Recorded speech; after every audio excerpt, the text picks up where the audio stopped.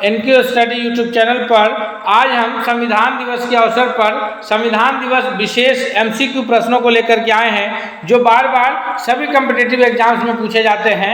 आप जो प्रश्नों को याद करते हैं उससे अलग कुछ महत्वपूर्ण प्रश्नों का संग्रह हम आज संविधान दिवस के अवसर पर आपके लिए लेकर के उपलब्ध हुए हैं। आइए एक एक प्रश्नों को देखते हैं। सवाल पहला है कि संविधान दिवस भारत में कब मनाया जाता है। दोस्तों, संविधान दिवस भारत में कब मनाया जाता है, यह प्रश्न जानने से पहले हम लोग थोड़ा सा इसके संदर्भ में जानते हैं कि हमारा संविधान निर्माण होकर के कब तैयार हुआ। तो संविधान निर्माण की प्रक्रिया की अगर बात कीजिएगा तो 9 दिसंबर 1946 की तिथि को याद कीजिए, जब संविधान सभा की पहली बैठक दिल्ली में हुई 9 दिसंबर 1946 को। और इस दिन जो है डॉक्टर सच्चिदानंद सिन्हा, जिनका संबंध बिहार से है, डॉक्टर सच्चिदानंद सिन्हा को अस्थायी अध्यक्ष चुना गया। उसके पश्चात फिर 2 दिन के बाद दूसरी बैठक 11 दिसंबर 1946 को होती है और बिहार विभूति डॉक्टर राजेंद्र प्रसाद को संविधान सभा का अस्थायी अध्यक्ष यानी परमानेंट अध्यक्ष इनको चुना गया और इन्हीं की अध्यक्षता में संविधान निर्माण का कार्य शुरू होता है। तो हम ये कह सकते हैं कि संविधान निर्माण का कार्य डॉक्टर राजेंद्र प्रसाद की अध्यक्षता में हुआ और फिर उसके 2 दिन के पश्चात यानी 13 दिसंबर 1946 को पंडित जवाहरलाल नेहरू के अभिभाषण के साथ संविधान निर्माण का कार्य शुरू हुआ। और इस संविधान निर्माण के कार्य में एक लंबा समय लगा, जो हम लोग बचपन से याद करते आए हैं कि 2 वर्ष 11 महीने और 18 दिन का समय लगा। और इसके पश्चात हमारा संविधान जो बन करके तैयार हुआ था दोस्तों, वह 26 नवंबर, कब 26 नवंबर 1949 की तिथि थी। इस दिन हमारा संविधान बन करके तैयार हो गया 26 नवंबर 1949 को। और इसी दिन को, इसी उपलक्ष्य में जो है, क्योंकि उस दिन हमारा संविधान बन करके तैयार हुआ था और हमारे संविधान सभा के सदस्यों ने संविधान को उस दिन अपनाया था। संविधान के कुछ अनुच्छेद समझिए तो उसी दिन से लागू हो गए थे। बाकी संपूर्ण संविधान जो है आगे चल के 26 जनवरी 1950 को लागू होता है, लेकिन चूंकि संविधान 26 नवंबर 1949 को बनके तैयार हुआ और संविधान सभा के सभी सदस्यों ने संविधान को उस दिन अपनाया, इसीलिए प्रत्येक वर्ष 26 नवंबर की तिथि को संविधान दिवस मनाया जाता है। हम एक प्रश्न में इस तरह से आपको डिस्क्रिप्शन बताएंगे ताकि उससे संबंधित कितने भी प्रश्न बने वो आप आसानी से हल कर लेंगे। दोस्तों, इसलिए आपसे रिक्वेस्ट है कि अगर आप हमारे चैनल पर नए हैं तो प्लीज़ चैनल को सब्सक्राइब करते हुए बेल आइकन को प्रेस कीजिए ताकि अगला हर अपडेट्स आप तक सबसे पहले पहुंचे। अगला सवाल की ओर बढ़ते हैं। सवाल है कि भारत का संविधान कब अपनाया गया था। दोस्तों, अभी हम पिछले प्रश्नों में बताए हैं कि भारत का संविधान जिस दिन बनकर के तैयार हुआ था यानी 26 नवंबर 1949 की तिथि थी जिस दिन भारत का संविधान अपनाया गया। ऑप्शन बी करेक्ट आंसर है। और 26 जनवरी 1950 को संपूर्ण संविधान को लागू किया गया और तब से हमारा देश गणतंत्र देश हुआ। और उसी दिन से जो है गणतंत्र दिवस प्रत्येक वर्ष 26 जनवरी की तिथि को हम लोग मनाते हैं। क्या? गणतंत्र दिवस। अच्छा, 26 जनवरी की तिथि क्यों रखा गया? हालांकि संविधान हमारा बन करके 26 नवंबर 1949 को ही हो गया, मतलब संविधान हमारा बन के 26 नवंबर 1949 को तैयार हो गया था। तो 2 महीने बाद लोगों ने क्यों रखा दिन कि हम लोग 26 जनवरी को लागू करेंगे? तो इसके पीछे कारण यह है दोस्तों, याद रखिएगा कि 26 जनवरी 1930 की तिथि को याद कीजिए। कब? 26 जनवरी 1930 को, जब पंडित जवाहरलाल नेहरू ने रावी नदी के तट पर, कहाँ, जो अभी आधुनिक पाकिस्तान में बहती है, उस जगह पर रावी नदी के तट पर झंडा फहरा करके, तिरंगा झंडा, और स्वाधीनता दिवस मनाया था। तो इसी लिए कि हमारी वह 26 जनवरी 1930 की तारीख आने वाले नस्लों तक जिंदा रहे और ये सब दिन याद करते रहे लोग, इसीलिए 26 जनवरी की तिथि को रखा कि हम लोग 26 जनवरी 1950 को संपूर्ण संविधान को लागू करेंगे ताकि प्रत्येक वर्ष 26 जनवरी की तिथि गणतंत्र दिवस के रूप में मनाया जाए। और जो 26 जनवरी 1930 को झंडा फहरा करके स्वाधीनता दिवस मनाए थे हमारे जो स्वतंत्रता सेनानी थे, वह तिथि याद होती रहे। याद रखिएगा। अगले प्रश्न की ओर बढ़ते हैं। नेक्स्ट सवाल है कि संविधान दिवस की शुरुआत किस वर्ष से हुई है। हाँ, ये एक सवाल है जो आपको थोड़ा सा मुश्किल में डाल सकता है। हालांकि यह मुश्किल प्रश्न नहीं है, बहुत आसान प्रश्न है कि संविधान हमारा जो बनकर के तैयार हुआ वो 26 नवंबर 1949 को, लेकिन संविधान दिवस हम लोग कब से मना रहे हैं? तो संविधान दिवस नाम से जो हम लोग मना रहे हैं वो 2015 से मना रहे हैं। केंद्र में जब 2014 में नई सरकार माननीय नरेंद्र मोदी जी की अध्यक्षता में गठित हुई तो प्रत्येक 26 जनवरी की तिथि को संविधान दिवस के रूप में मनाने का निर्णय लिया गया। उससे पहले राष्ट्रीय कानून दिवस या फिर आप कहिए कि विधि दिवस के रूप में 26 नवंबर की तिथि को मनाया जाता था, लेकिन बाकायदा संविधान दिवस के नाम से 26 नवंबर 2015 से मनाया जाता है। नेक्स्ट प्रश्न की ओर बढ़ते हैं। सवाल है कि संविधान दिवस को पहले किस नाम से जाना जाता था? तो हम अभी बताए हैं आपको कि संविधान दिवस को पहले राष्ट्रीय कानून दिवस, जी राष्ट्रीय कानून दिवस या विधि दिवस कहिए के रूप में जाना जाता था। नेक्स्ट प्रश्न की ओर बढ़ते हैं हम लोग। अगला है कि भारतीय संविधान कितने भागों में विभाजित है? यहाँ पे प्रश्नों पर आप थोड़ा सा ध्यान देंगे। पूछ रहा है कि भारतीय संविधान कितने भागों में विभाजित है। तो आइए इसके संपूर्ण डिटेल्स को जान लीजिए। हमारा जो मूल संविधान 26 नवंबर 1949 को बनकर के तैयार हुआ, उस समय भारतीय संविधान में भागों की संख्या जो थी वह थे 22 भाग। अभी वर्तमान में कितना है वो भी बताएंगे। और उस वक्त जो अनुसूचियों की संख्या थी, अनुसूची जो था उस वक्त वो केवल 8 अनुसूचियाँ थी, और अनुच्छेद की जो संख्या थी उस वक्त तो अनुच्छेद 395 अनुच्छेद था। वर्तमान में कितने भाग हैं, कितनी अनुसूचियां हैं और कितने अनुच्छेद हैं? जी हाँ, आपको याद होगा कि बाद में संविधान संशोधन के द्वारा अभी तक जो है 25 भाग हैं संविधान में, और 8 की जगह 12 अनुसूचियां हैं, 395 की जगह 448 अनुच्छेद हैं। जो अब यहाँ पर इस प्रश्न का उत्तर ऑप्शन डी हो जाएगा। याद रखिएगा, मूल संविधान में 22 भाग थे, 8 अनुसूचियां थी और 395 अनुच्छेद थे। लेकिन चूंकि संविधान का अनुच्छेद 368, याद रखिएगा कितना है? अनुच्छेद 368 इस बात का आज़ादी देता है, इस बात की कि भारत के संसद के द्वारा, लोकसभा और राज्यसभा के द्वारा संविधान में समय समय पर संशोधन किया जा सकता है। और अब तक आज वीडियो रिकॉर्ड करने तक 2025 में 106 बार, जुलाई 2025 तक 106 संशोधन हो चुके हैं भारतीय संविधान में। और इसके पश्चात, इन संशोधनों के पश्चात जो है ये 25 भाग, 12 अनुसूचियाँ, 448 अनुच्छेद हैं। सवाल अगला है कि भारतीय संविधान में कितने अनुच्छेद हैं, कितने आर्टिकल्स हैं? तो ये आर्टिकल्स की संख्या जो है अभी हम आपको पिछले प्रश्न में बताए हैं। आप इसका उत्तर कमेंट करके बताइए, बहुत आसान प्रश्न है। सवाल अगले की ओर बढ़ते हैं। अगला सवाल है कि भारतीय संविधान में मौलिक अधिकार कितने हैं? How many fundamentals rights in Indian constitutions? भारतीय संविधान में कितने मौलिक अधिकार हैं? तो दोस्तों यहाँ भी एक क्वेश्चन मार्क है कि जो संविधान निर्माता थे तो मूल संविधान में उन्होंने 7 मौलिक अधिकार दिया था। कितना दिया था? 7 मौलिक अधिकार दिया था मूल संविधान में। लेकिन संशोधन के द्वारा संपत्ति के अधिकार को मौलिक अधिकार से निकाल दिया गया। अब संपत्ति का अधिकार मौलिक अधिकार नहीं है, अर्थात अब मूल अधिकार 6 मौलिक अधिकार हैं, जो भारत के प्रत्येक नागरिक को 6 मौलिक अधिकार प्राप्त हैं। आइए जान लेते हैं वो कौन कौन 6 मौलिक अधिकार हैं, एक एक करके। 6 मौलिक अधिकार ये हैं। पहला मौलिक अधिकार है समानता का अधिकार। समानता का अधिकार यानी सबको बराबरी का अधिकार है। स्वतंत्रता का अधिकार, धार्मिक शोषण के विरुद्ध अधिकार, धर्म की स्वतंत्रता यानी धार्मिक स्वतंत्रता का अधिकार, सांस्कृतिक और शैक्षणिक अधिकार, और फिर संवैधानिक उपचार का अधिकार। दोस्तों जानते चलिए, जो मौलिक अधिकार है यह भारतीय संविधान के भाग 3 में इसका उल्लेख है। कहाँ उल्लेख है?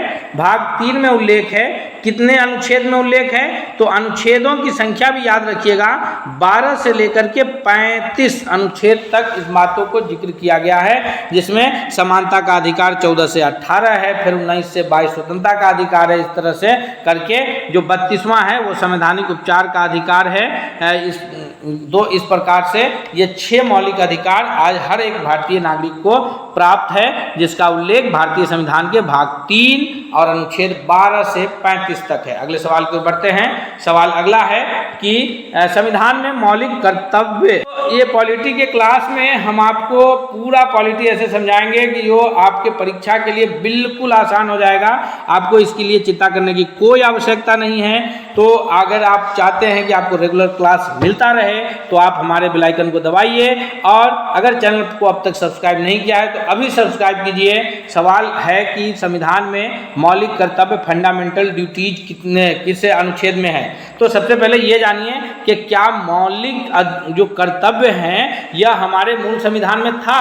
तो याद रखिए, मौलिक कर्तव्य हमारे मूल संविधान में उल्लेख नहीं था। मौलिक कर्तव्यों को अलग से बाद में संविधान संशोधन के द्वारा जोड़ा गया है। तो अब आप कहिएगा कि कौन सा संविधान संशोधन है। तो याद रखिए 1976 में 42वें संविधान संशोधन के द्वारा, 42वें संविधान संशोधन के द्वारा सरदार सरवन सिंह, कौन, सरदार सरवन सिंह समिति के रिपोर्ट के आधार पर जो है 1976 में 1976 में 42वें संविधान संशोधन के द्वारा जोड़ा गया मौलिक कर्तव्य, जिसका उल्लेख भारतीय संविधान के अनुच्छेद 51A में है। भाग 4 अनुच्छेद 51A। हालांकि भाग 4 में जो है वो मूल रूप से राज्य के नीति निर्देशक तत्वों का उल्लेख है, अनुच्छेद 36 से लेकर के 51 तक, लेकिन मौलिक कर्तव्य का उल्लेख जो है 51A में है।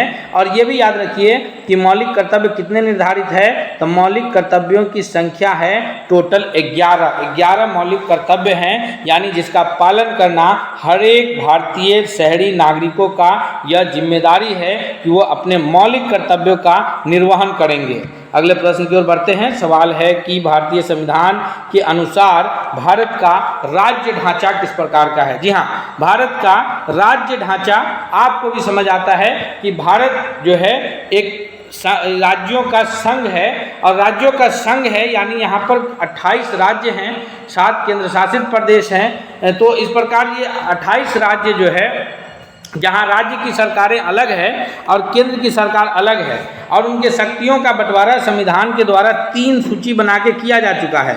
संघ सूची, राज्य सूची और समवर्ती सूची। इन तीनों सूची के द्वारा ये अधिकारों का बंटवारा किया जा चुका है, यानी भारत की जो व्यवस्था है वो संघीय है। संघ सूची में वैसे विषयों को शामिल किया गया है जिस पर केवल और केवल कानून बनाने का अधिकार केंद्र सरकार का है। जैसे अगर बात कीजिएगा रेल है, उसके बाद जो है विदेश मामला है, रक्षा का मामला है, डाक है, ये सारी व्यवस्थाएं केंद्र सरकार की है। राज्य सरकार के अंतर्गत पुलिस है, स्वास्थ्य है, ये सारी व्यवस्थाएं राज्य सरकार के हैं। और जैसे शिक्षा जैसी चीज़ जो है उसको समवर्ती सूची में रखा गया है, यानी जिस पर केंद्र सरकार भी कानून बना सकता है और राज्य सरकार भी कानून बना सकता है। और अगर किसी ऐसी स्थिति आती है जिसमें टकराहट की बात आती है तो वहाँ केंद्र सरकार का नियम लागू होगा। इसलिए भारत का जो संविधान, जो भारत का राज्य का ढांचा निर्धारित करता है वो संघीय है। अगला प्रश्न की ओर बढ़ते हैं। सवाल अगला है कि संविधान के अनुसार सर्वोच्च कानून कौन है।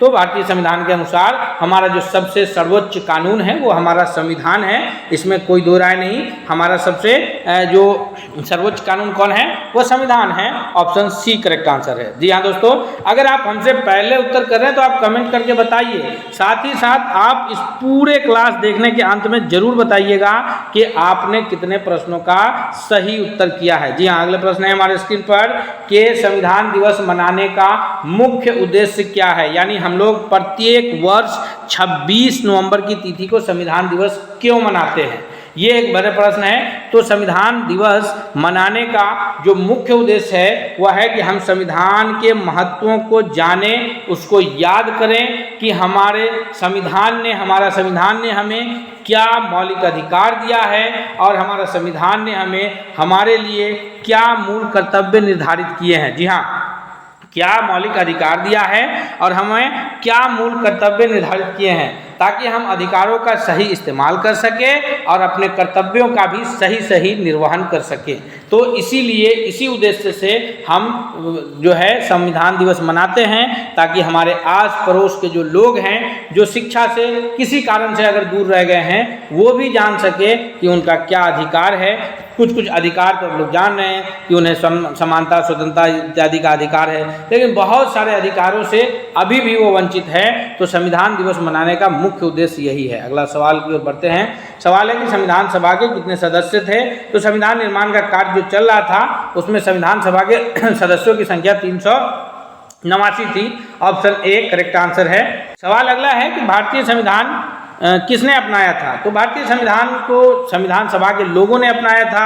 आप पूरे प्रस्तावना पढ़ते हैं तो उसमें लास्ट में जो है कि आज तारीख 26 नवंबर 1949 को हम इस संविधान को अंगीकृत, अधिनियमित और आत्मार्पित करते हैं। तो वो संविधान सभा के सदस्यों ने अपनाया था। नेक्स्ट प्रश्न की ओर बढ़ते हैं। सवाल है कि संविधान में सामाजिक न्याय के लिए किस अनुच्छेद का प्रावधान है? जी हाँ दोस्तों, तो संविधान में जो है संविधान का प्रस्तावना भी इस बात की चर्चा करता है कि संविधान जो है हमें सामाजिक, आर्थिक और राजनीतिक न्याय दिलाने का कार्य करेगा। सामाजिक न्याय का अर्थ यह है कि समाज में जाति, धर्म, भाषा, लिंग किसी भी आधार पर किसी भी व्यक्ति के साथ कोई भेदभाव नहीं किया जाएगा, चाहे वो आर्थिक रूप से कितना भी मजबूत हो या कितना भी कमजोर हो। अगर आर्थिक रूप से कोई कितना भी गरीब है लेकिन फिर भी उसके धर्म, उसके जात, उसके भाषा या उसके रंग रूप के आधार पर कोई भेदभाव नहीं किया जाएगा। और इसका उल्लेख हमारे संविधान के अनुच्छेद 15 में मिलता है। ऑप्शन बी करेक्ट आंसर है और यह मौलिक अधिकार के अंतर्गत आता है। जी हाँ, अगले प्रश्न की ओर बढ़ते हैं। सवाल है कि भारतीय संविधान में कितनी भाषाओं का आधिकारिक अनुवाद किया गया? भारतीय संविधान क्यों, तो हम जानते हैं कि 8वीं अनुसूची में 22 भाषाओं का उल्लेख है और उस 22 भाषाओं में इसका आधिकारिक अनुवाद भी उपस्थित। नेक्स्ट सवाल की ओर बढ़ते हैं। सवाल अगला है कि संविधान का प्रस्तावना यानी प्रीएम्बल्स हमें किसे दर्शाता है?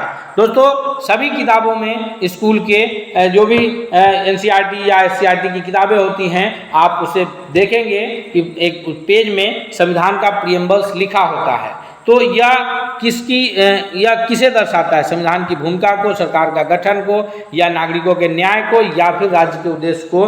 तो जो प्रस्तावना है वो संविधान की भूमिका को दर्शाता है। संविधान का प्रस्तावना शुरू कहाँ से होता है? आप पढ़े होइएगा, आपको याद होगा कि हम भारत के लोग, यानी यहाँ पर आई नहीं है, वी है, हम भारत के लोग, मैं नहीं, हम। यहाँ पर हम से ही बात चलती है कि पूरे भारत के एक एक लोग, जो 140 करोड़ आबादी है, उन सब की बात हो रही है। हम भारत के लोग भारत को एक संपूर्ण प्रभुत्व संपन्न, समाजवादी, पंथ निरपेक्ष, लोकतंत्रात्मक गणराज्य बनाएंगे। यानी हम भारत के लोग, जो भारत का लोग है 140 करोड़, वो सभी हम लोग मिल करके क्या करेंगे?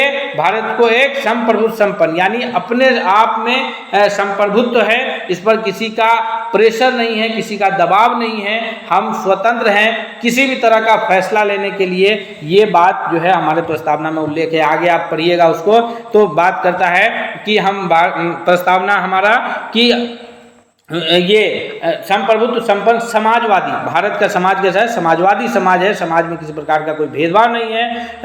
पंथ निरपेक्ष, यानी लोकतंत्र, ऐसा पंथ निरपेक्ष है कि किसी एक धर्म का, जो पड़ोसी देशों में आप देखते हैं वैसा नहीं है। यहाँ भारत जो है सभी धर्म के लोग यहाँ सही से इज्जत के साथ रह रहे हैं। पंथ निरपेक्ष, लोकतंत्रात्मक, और यहाँ की व्यवस्था जो है लोकतंत्रात्मक व्यवस्था है। साथ ही साथ सामाजिक, आर्थिक और राजनीतिक न्याय भी यहाँ के लोगों को मिल रही है। तो ये इस सभी का उल्लेख कर रहा है कौन? हमारा प्रस्तावना, जो कि संविधान की भूमिका को बता रहा है। अगले सवाल की ओर बढ़ते हैं। सवाल है कि संविधान सभा के अध्यक्ष कौन थे? दोस्तों, हमने पहले ही प्रश्नों की तरफ आपको बताया था कि संविधान सभा के अध्यक्ष कौन है। आप बता सकते हैं कि यहाँ पर ऑप्शन कौन सा सही होगा?